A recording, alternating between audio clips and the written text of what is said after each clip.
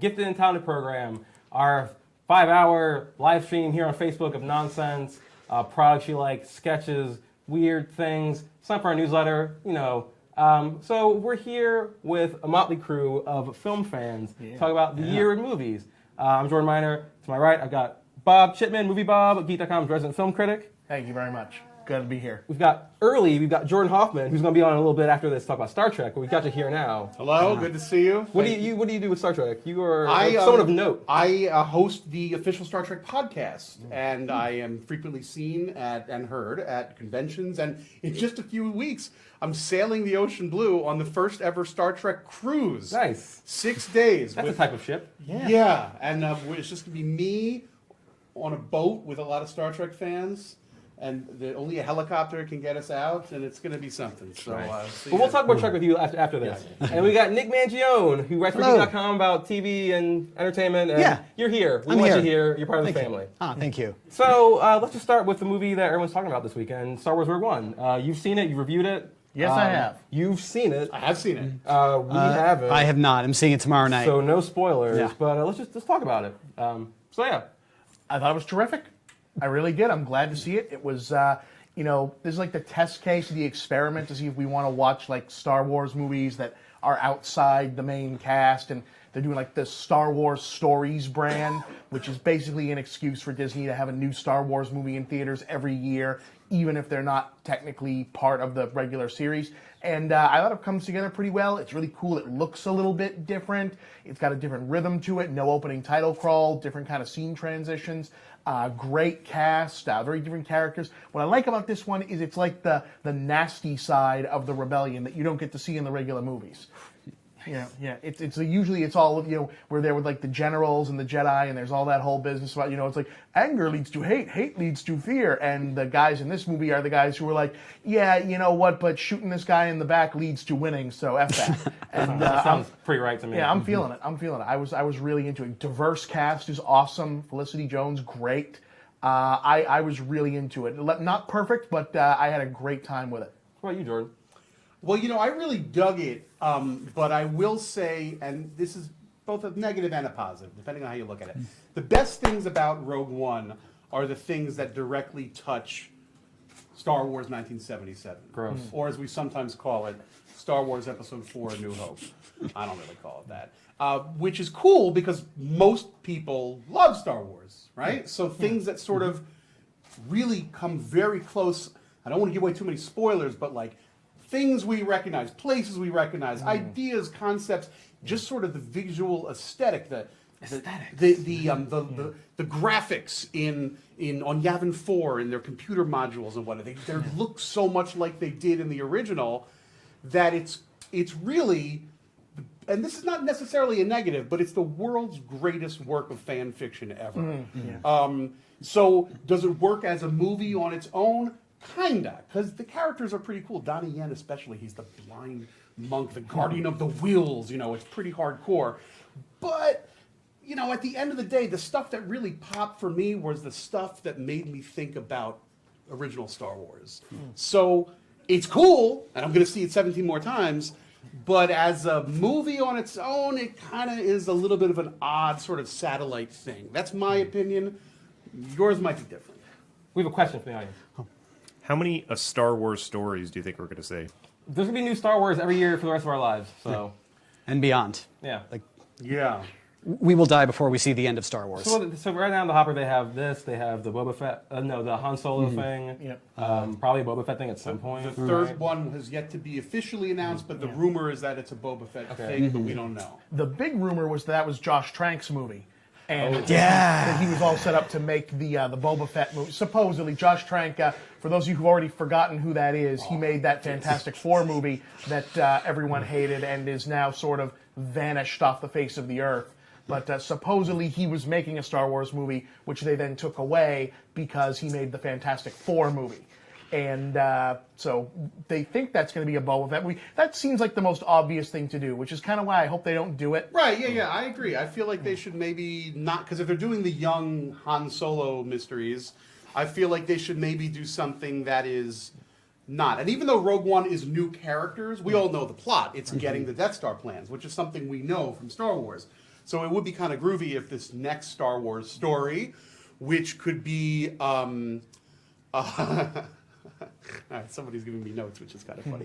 I think if the next Star Wars story could be something that is totally unique from one of the nooks and crannies of Star Wars. Not, Rogue One, we know that the Death Star eventually is going to blow up, so we kind of know where it's going. Young Han Solo, and listen, Alden Ehrenreich is going to be cool as young Han Solo, but Han Solo, we know that guy. Right. Something new? Why not? Yeah. And like you said, there's going to be one from now until the end of time. And more lives. We got plenty of time to do Boba Fett. Make that one Star Wars story number 6. So I have a question for you. I've been following your work for a while, and you've not been the biggest fan of Gareth Edwards in the past. You didn't like that new Godzilla, and you hated Monsters, right? Well, Monsters is terrible, but I really Gareth Edwards is fine. He's a good filmmaker. He's really good at them, and he's these are the guys now that they're hiring to make blockbusters. Tends to be these young guys. For a while, everyone was coming out of the music video scene. Now it's guys who are coming out of the here is my special effects reel on YouTube scene. And he's one of those guys, and Monsters is one of those movies where it was just him showing off, yeah, I can put giant monsters into the background of stuff on a budget. Isn't that cool? And then he does Godzilla, and it's fine. I liked the 10% of the movie that Godzilla was in. I tend to prefer my Godzilla movies to have Godzilla in them. I don't know. I feel That's like such a radical idea. Yeah, I kind of, and people always say it's like, oh, Godzilla's not always in all of the other ones. He shows up at the beginning and the end. Yeah, but the other monsters do stuff, and Japanese guys run around and have spy adventures, and Godzilla's not in all of Destroy All Monsters, but there's 20 other monsters in it. I don't know. The Godzilla movie, it was fine. I hope it gets better. It's tied in with that new King Kong movie, which actually looks badass. I love it. I love that John C. Reilly's just playing Steve Brule in that movie. Yeah, and I love these things. Did you notice that for your health? He has For Your Health on the back of his and he's uniform. we got a good group of boys. Yeah. It's such a Steve Brule thing. It looks wild, and I like that in the trailer. They're not in the Godzilla movie. They were all like, "Is this Godzilla? Are you going to see him? Are you going to see him?" Guys, I know what the hell Godzilla looks like. Whereas in this one, they're like, "It's like, what is Kong?" And then Kong shows up and goes "Hi." We've been doing these movies since the 1930s. It's a big gorilla. You kind of know. So he's big around here. Yeah, but it's cool. I can't wait to see that. Edwards is fine. So do you think Star Wars is maybe a better fit for his sensibilities, or he's gotten better, or why do you think that this has been? You've enjoyed this Gareth Edwards movie? Well, I did, but let's find out how much of this movie Gareth Edwards made, and we'll see whether or not he did, because this was famously had been reshot a lot. One thing I will say about Rogue One is I think the music could have been better or different. The music fine. They have a sound-alike John Williams score from Michael Giacchino, who is the guy you get if you want a really good sound-alike score in Hollywood. Right? He does great work on his own, but he's peerless. He's the J.J. Abrams of film scores. He can make it sound like someone else. They work together a lot. Yeah, they're of the same type. You're exactly right. Yeah. I would say Giacchino probably has more raw talent. I would agree. But he's really good, and his score's fine. But supposedly they had Rogue One looks so different from a regular Star Wars movie that every time one of the famous Star Wars themes kind of slides into the movie, it kind of feels like, oh, guys, come on, you're doing something different. Give me something different. Supposedly they had a different score and then asked for a more Star Wars-y one to make it like this. But, hey, we'll see. The movie's fine. I thought it was fine. We have a question. What's better, Batman versus Superman, Suicide Squad, or Grant Gustin? Oh, well, as I was explaining before this, here in the Geek.com office, we call Batman vs. Superman Beavis. So you're free to take that. I don't watch The Flash. Nick, you write about it on the site. I love The Flash. Grant Gustin is great, and the movies, they messed up by not casting him. Yeah. And I love The Flash. I love it when they do the big crossovers on the CW. That was probably my favorite thing I saw on TV this year. It was awesome. It was great. It was especially they were able to bring the happiness of Legends of Tomorrow into Arrow's world, and I loved it. Legends of Tomorrow is better than Batman v Superman. For Everything's better than Batman v Superman. Beavis. Who asked this question? It was either Batman or Superman. I don't know. We're coming up on a year since that movie came out. It's bad. And you should know Suicide Squad is bad too. I'm glad someone asked about it so we can get it out of our system. But I mean, was that the worst thing this year? I feel like it's the big. I feel like should be good to how it was ratio. It's pretty bad. Yeah, sure. It was the biggest disappointment of the year. There's some clunkers every year that are just atrocities, but Batman v Superman, because there are a couple of good moments in Batman v Superman. Beavis. Really? Yeah, there are a few. Everything with Wonder Woman in it is good. Ben Affleck's not terrible. Yeah, he's not. And there's Well, like, I don't blame him. It's hard for me to call Batman v Beavis a disappointment when Man of Steel came out. And Man of Steel, Man of Steel made me appreciate Superman Returns because at least that was a Superman movie. Man of Steel is garbage. I would give Man of Steel over Batman v Superman. Man of Steel is definitely better. There are portions of Man of Steel that are okay. Like Batman v Superman, it doesn't look good. The acting is bad. You know, like they're asking Henry Cavill to emote more, which is just. I mean, I'm sorry. I know they hired him because he looks like Superman. He seems like a nice guy. He is the worst actor working right now. Well, he's very good in The Man from U.N.C.L.E. because all he has to do is wear a suit. Yeah, he was fine. He was fine in that, but he is Gabriel mocked in the in the Spirit. We were just talking about Gabriel Mock in the Spirit the other day. Who is another guy who's not a good actor, but like on that show he's on, all he has to do is sit there and look like Gabriel mocked, and it's fine. You know, and it's not a great thing, and I could go on about Beavis forever. It's just, but We'll get to that. Yeah, We have a question. Oh, we do. Awesome, cool. To rope it back to I don't know why I'm Rogue wrestling One, grabbing. would you say that Rogue One is a good film for someone who doesn't really dig Star Wars? No. Who are you? Like, Why don't you like Star Wars? Well, yeah. What the hell's the matter with you? What's if you don't wrong? like Star Wars? Go seek that you should call. Check your insurance policy, see if mental health is covered, and then speak to a counselor and learn to like Star Wars like a regular person. please keep watching our live stream now that we've insulted you. Please sign up for our newsletter. We have left antagonistic content on there. Yeah, I would actually say maybe though, because it is a little more war movie-ish. I mean, like it depends on why you don't like Star Wars. You know, like if you just if the sound effect, like if you hear a TIE fighter go by and like it's like chewing on tinfoil for you, then yeah, you're gonna hate this. But like if you didn't like the others because they're too fairy tale-ish, you might. You know, I don't think it's different enough to do that, but like. You might. It's possible.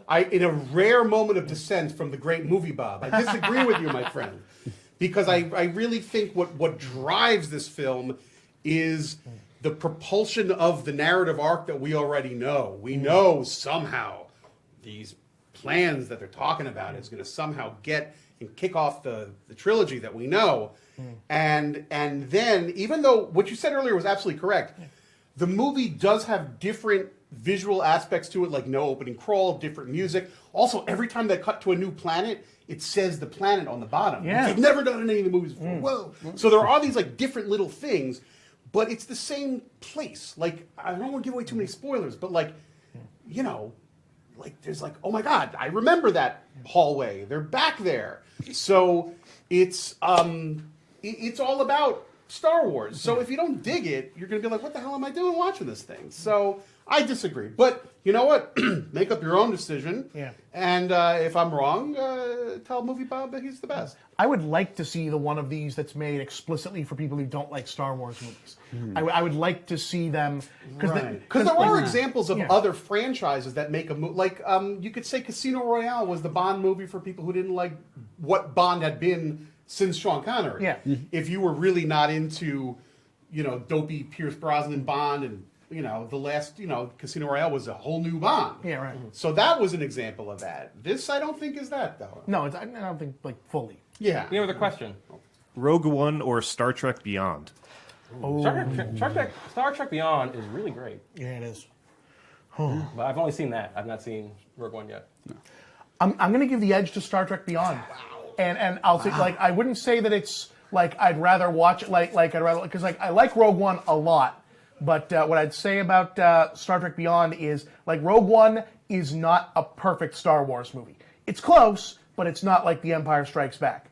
But like Star Trek Beyond is the best thing that anyone has done with Star Trek since when did the whale one come out?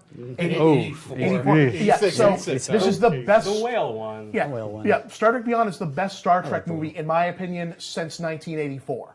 It's like the best one that they've done, and I thought it's better than either of the two J.J. Abrams movies, though that's not hard. I could go off to the restroom and squeeze out something better than Whoa! Please don't. You're in our office. yeah. I could, better than that one with Khan. And is that still a spoiler? I'm sorry.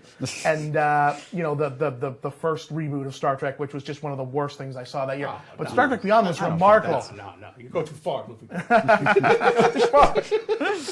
And I love Star Trek. Just to be clear, I'm not like it's like, oh, I hate Star Trek. And it's like, no, I love me some Star Trek, but the reboots have been dog shit up until this new one. They even made me like Chris Pine. And Chris Pine is named after the wood he can't outmow. Whoa! Yeah, bringing the fire. We love hot takes here. We have another question, it looks like. Oh, we do. Have you guys heard anything about Alien Covenant? It got pushed up to like May now. Yeah, they moved it. I've take it. Seen a footage. little bit Were you of it. there? I was there. Oh, yeah. you were there. We were there. Take it Yeah. away. Okay. Well, You go first. Nobody can we talk invites me about that to yet? these things. Oh yeah. Okay. Yes. Showed it to us. They did show it to us. Yeah. So yeah, I saw a little bit of it, and it is.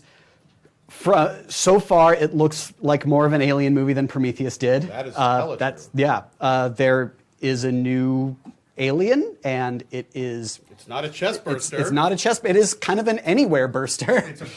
Well, yeah. Is that a spoiler? I mean, yeah. Oh. I think for the full effect that I have to have my hand on your back and it'll just. Right. Yeah. Oh, that yeah, was. yeah. Yeah. Oh God. So yeah, the movie is absolutely disgusting. Lots of like great body horror like you want from an alien movie so far. From the 5 minutes that we saw.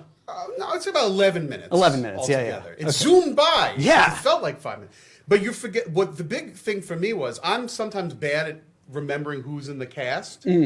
Like, the news comes out, and I read about it on Geek.com, but it goes in one ear and out the other. Yeah. And you should too. And so I go to this event to watch 11 minutes of Alien Covenant, and I sit to the guy next to me. He's quiet, and then the press is there, and I go, "Is that Danny McBride?" I say it really loud. I had completely forgotten, or maybe I never knew, that in the middle of serious Alien, and there's like other good actors, like what's her name? Amy Seimetz is there, and she's struggling and screaming and yelling, and other What's the Watterson? Captain Watterson is the lead, Yeah, and she she's was running there. around screaming and yelling, and then there's goofy Kenny. What's his name? Goofy Kenny from Powers. Disney? Kenny Powers? No, Kenny Powers is like there, and he's wearing a cowboy hat. Like clearly, he's meant to be the Joker on the Covenant. Right. But he's like the lieutenant, and he's like, "Hey, boys," and he says something crude. He's like, "Sniff my balls" or something like that. And I'm like, "Well, they got Danny McBride. He's gonna do it."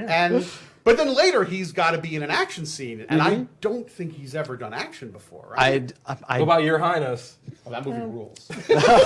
He did some kung fu stuff for Foot Fist Way, but like That's the joke right. was That's that's right. like good.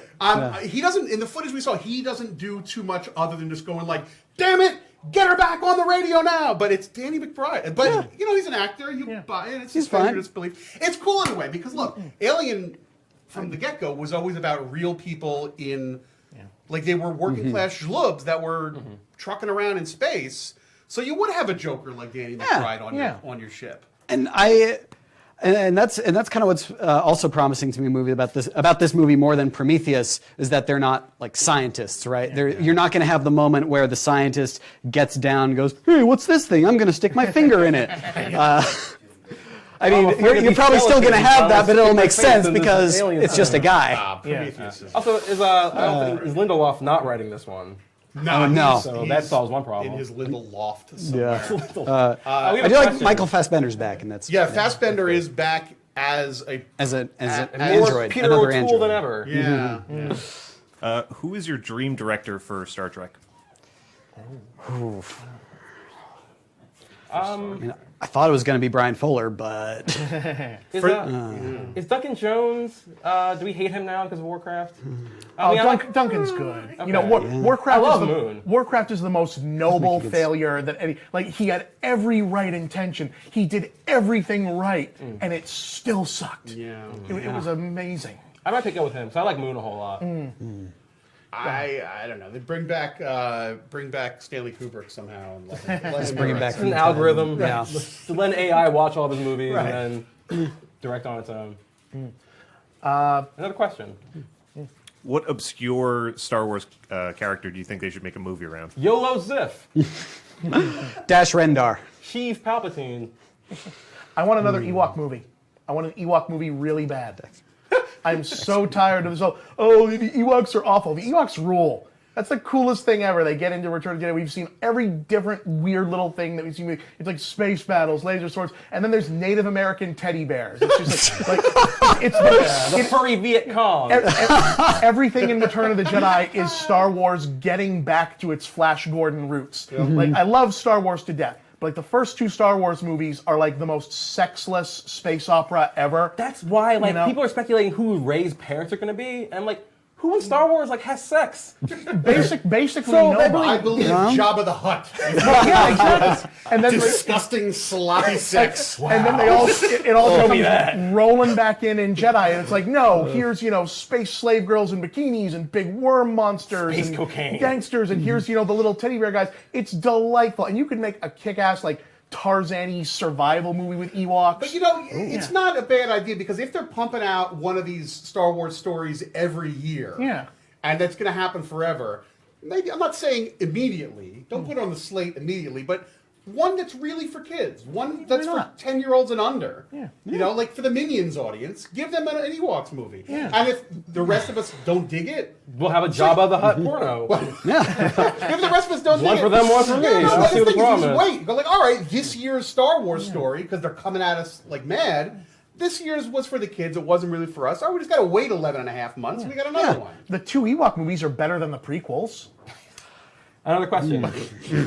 Who's your favorite musician in the Max Rebo band? What's that little thing? Is it Sly Snoodles or is that the thing? Nice Noodle. Who's the blue elephant? It's Cy that's- Snoodles. That's Rex Rebo. No, Max Rebo himself. Cy Snings Max is on the keyboards. Yeah. Right. Who's like the kind of like the 20s flapper looking one? It's gross and feminine. Oh, that's Cy Snoodles. Okay, yeah, that one. She sings, and then Max Rebo plays the keyboards. Jizz wailing, my favorite Star Wars music genre. I was actually reading up about jizz whaling Yeah, last night. inform me. Because they're jizz whale. This is on This Wikipedia. is dead serious. This is Star Wars. Jizz is the music we know from Star Wars. Right. Like from the Mos Eisley Cantina. That's jizz. Now, when you're playing good jizz, one will say to you, hey man, you're jizz whaling.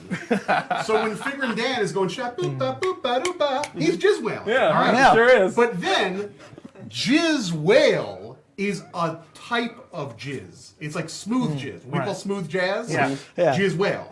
So don't confuse jizz whale. So all jizz whale is jizz, but not all jizz right. is jizz whale. right, Okay. Racky, are we right about this? Yes. We have a question. I hope it's about jizz.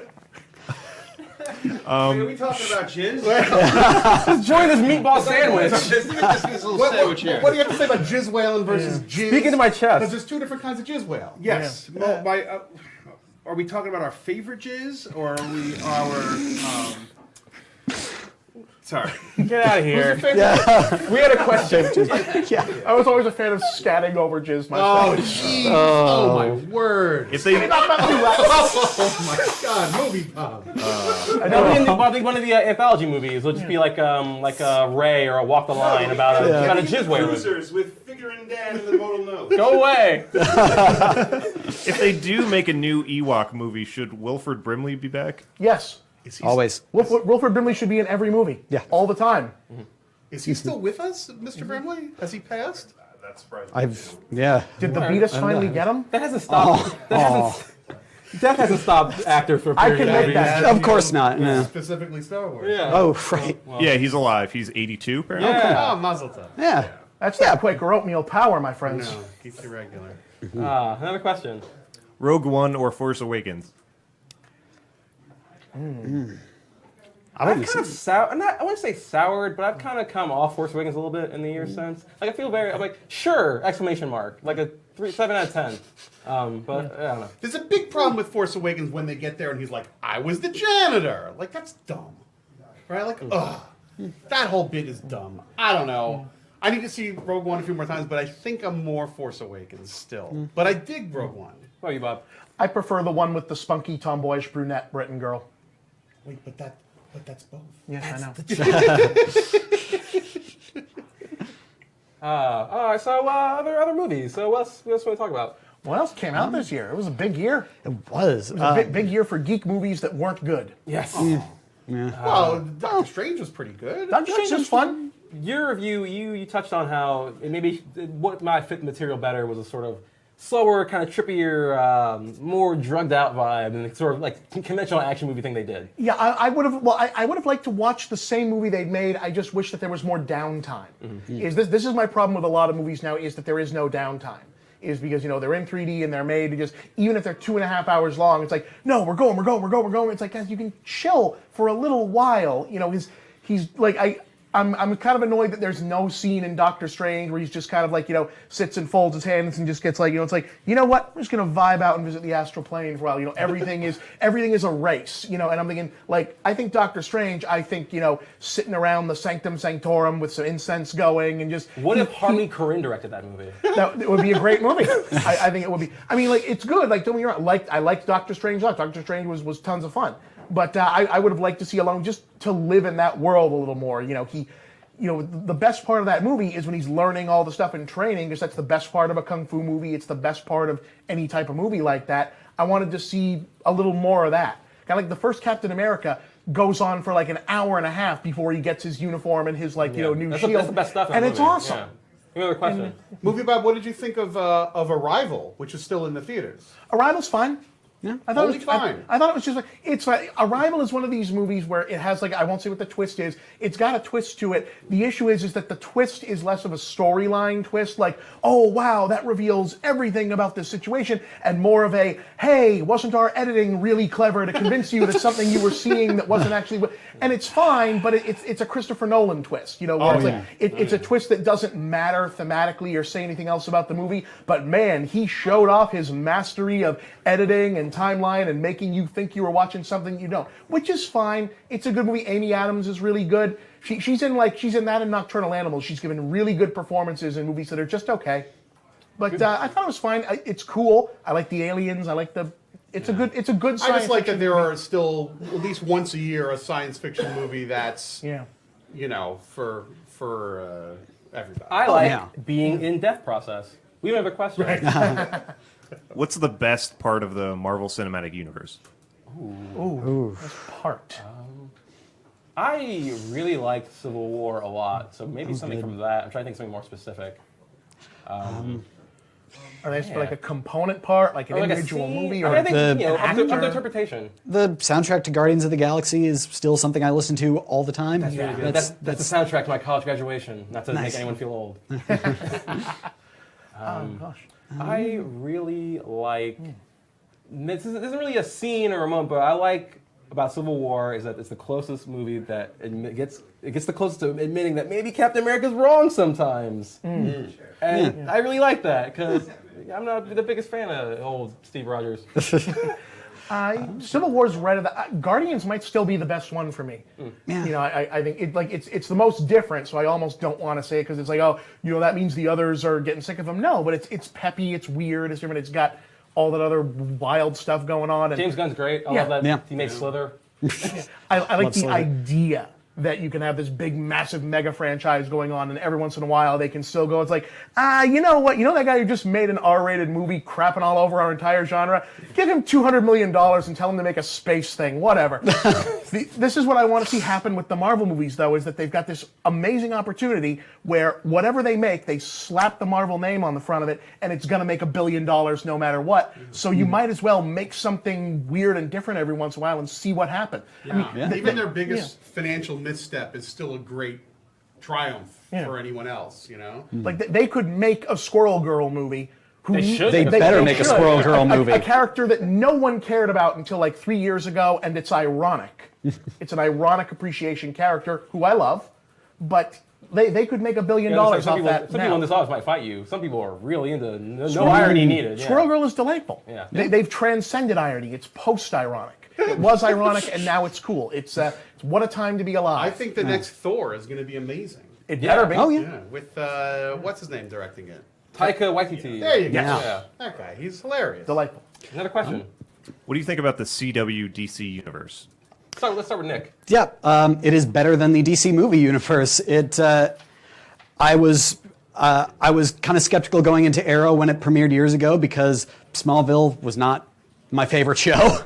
But Arrow kind of stuck with me, and then when the Flash brought out, they brought out the Flash, and it was much more lighthearted and a lot more fun, and just Barry's just a guy I would rather spend an hour with than Oliver. I also don't want to spend time with Oliver. Yeah.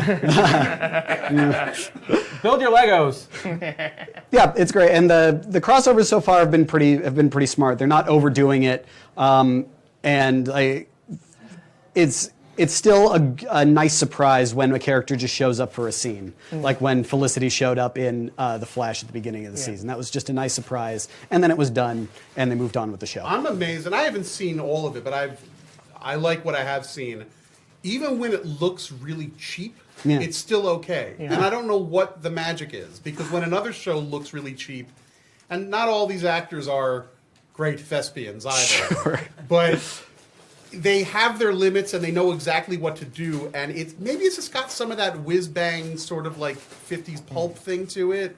But for some reason, even when it looks cheap and ridiculous, I'm like, I love this stuff. I think that's especially gives Legends of Tomorrow. Like all their money has to go to going back in time because period sets are really expensive. Right. So they don't get the best special effects of the 4 series. Hawkgirl, it looks idiotic sometimes, but it doesn't matter. It's so good. I hate to call up a discussion of good DC things because we're so bereft of them these days, but we're running out of time. Thank all of you for being here. Thank you so much, Bob. Oh, thank you. Jordan, you're going to stick around and talk more about Star Trek. Yes. We're going to say goodbye to you. Nick also. All right, thank you. you. Want more film criticism like this, go to geek.com. Sign up for our newsletter. Newsletter. And stick around. We'll be talking Star Trek with this guy and that other meatball. That's my boss.